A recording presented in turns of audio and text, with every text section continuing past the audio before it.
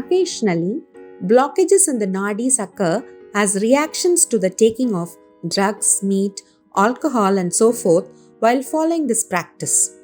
Blocking can take place not only in the Sushumna Nadi but even in the Ida and Pingala, that is the normal channels, or in any of the 14 major nadis, or even in any of the other 72,000 nadis.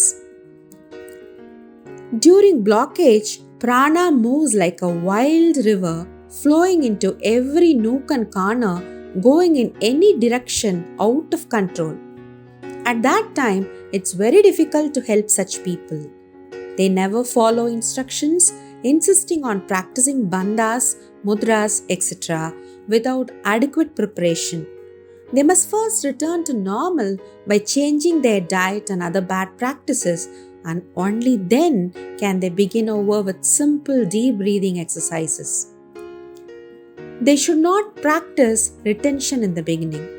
Then slowly, as the body becomes normal and the channels purify, then perhaps after several months they can introduce alternate nostril breathing with retention.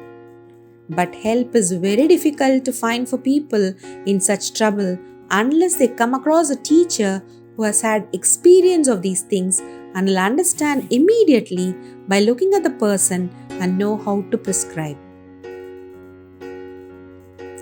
That is the time when perspiration comes. The ancients did not have watches. For them, the smallest unit was a matra, which is approximately 3 seconds. So in the first stage, the prana is retained for 36 seconds, that is 12 matras. Let us say that is equal to half a minute. They used various definitions. Here, they are not talking about physical breathing, but about the prana which is in the sushumna. When the prana stays in the sushumna for 1.5 minutes, that is called one breathing or one pala. When the prana stays in the sushumna for more than 12.5 breathings, it is no longer pranayama but pratyahara. There are 3 stages in the purification of the nadis. In the first stage, perspiration takes place. At the time, the prana is held for 12 matras, approximately 30 seconds. Notice that prana is held, not breath. You hold the prana for 30 seconds in the sushumna. Prana will not stay for more than a certain time because there is a tremendous resistance there. It's like bringing together the same poles of 2 magnets. They will repel each other. In the same way, the positive force of the sushumna and the not so purified energy of the Ida and Pingala are coming and pushing against each other. There is a temporary suspension for a very short time. That is called the first stage. So be sure to remember that 30 seconds does not mean that we are holding the physical breath. That is what is meant by holding the breath in the sushumna. The second state is held for 24 matras. In the third stage, the prana stays in the sushumna for 36 matras, that is about 1.5 minutes. But the true inner feeling of the time appears to be an eternity. Then there is no more time. You're not even aware that the world has any meaning. When you come out of that state, then you know that the world is like a mirage. Don't think that this experience takes place only in the sushumna. Actually, you feel this radiation throughout your body and not in a specific location. Location is given only so that your mind can concentrate. It is the same when you focus on chakras so that you can get more concentration power. This helps the energy to flow in the correct channel, which is the most important thing for bringing peace. This is what is meant by holding the prana in the different stages. A word of caution: never take anything literally in yoga. For example, the symbol of Lord Shiva is the dancing Nataraja representing creation and destruction. the dance of matter. Matter changes every moment. When one particle of matter dies, it becomes a new matter for something else. That's called the dance of Shiva. The petals on chakras are also symbols, hinting at energy pattern radiations. Such things are given so that the mind can visualize. They are just aids for focusing your concentration, so don't get stuck. Use the visualization to come into reality. In reality, you never see petals in the chakras.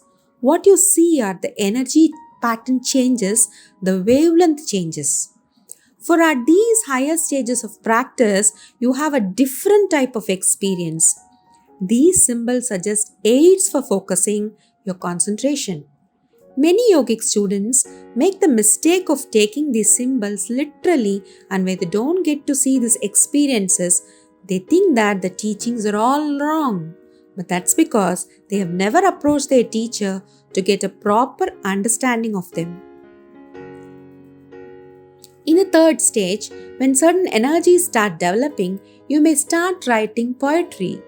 As the chakras develop, you may see clairvoyantly or develop various powers, or you may only have the inner peace, not wanting to move, withdrawing from everybody. Reactions will be different, but the inner experience always remains the same. All will have experience of peace and joy. Again, I want to emphasize that we are not talking about the physical breathing, but about how long the prana stays in the sushumna. With 12.5 palas, the prana stays only in the lower chakras, and then at about 20 or 30 palas, it goes to the higher chakras. At about 120 palas, it reaches the crown. That means that progression in the time of retention will cause the prana to go higher and higher. Do not expect this to happen in 1 or 2 courses or by correspondence, even though it is actually your natural state. It may happen today, tomorrow, or progress might stagnate if you are careless. Now, there may be enthusiasm, but if the moment you finish this intensive course, you are tempted by ice cream, pizza, boys and girls, dance and music, and sensual pleasures, then you are finished. The vairagya or the dispassion will be gone. The things you learn from your practice increase your vibratory level. They create a fire. Then it is like taking a glass of water, pouring it over the fire, and putting it out. You will have to start all over again. With fits and starts like this, you will not progress very much. What you need is continuous practice. Do not go too fast, such as morning, midday, night, and midnight for 3 months, and then nothing for 3 years. If you take that intense approach, there will be a reaction. It's like a man who lifts weights too much and too soon. After 5 minutes, he will have to stop because of aching muscles, and the aching will persist even after he returns home, with the result that he abandons his weightlifting. Also, with too much pranayama, there will be a mental kickback. The mental pain will be tremendous. Many people are forced to leave the practice because they go too fast and the pain becomes unbearable for them. This has happened to many students. They go too fast and then hit a roadblock. They stop and then go back to their old rut and stagnate there. In the next life, they will have to start all over again. Though coming again very quickly to that state where they left off.